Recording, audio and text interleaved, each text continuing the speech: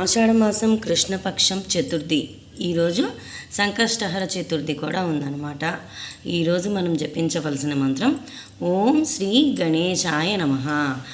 ఉదయాన్నే మంచం లెగుస్తూనే ఆ గణపతిని ప్రార్థించుకుంటూ గణపతికి సంబంధించిన ఏ మంత్రమైనా ఎలాగంటే ఓం గం గణపతయే నమః అని కానీ ఓం శ్రీ గణేశాయ నమః అని కానీ స్మరించుకుంటూ లెగిస్తే ఆ రోజంతా మనకి పాజిటివ్ వైబ్రేషన్సే వస్తాయి, మనకి మంచి జరుగుతుంది అని చెప్తూ, అలానే గణేశుడు ఒకసారి కుబేరుడి అహంకారాన్ని తగ్గించడానికి ఆయన రాజ్యానికి వెళ్ళి అక్కడ కుబేరుడు అన్నదానం లాగా చేస్తూ ఉంటే అక్కడ ఉన్నవన్నీ తినేశాడంట. ఆయనకి ఇంకా ఆకలి తీరక అక్కడ ఉన్న వస్తువుల్ని వాళ్ళ రాజ్యాన్ని కూడా మొత్తం తినేస్తుంటాయి. ఇప్పుడు కుబేరుడు చేసే గతి లేక పార్వతీదేవిని వేడుకుంటే నువ్వు వెళ్ళి గణేశుడిని ప్రేమగా అడుగు, నీ సమస్య తీరిపోతుంది అని చెప్పడంతో అదే చేశాడు.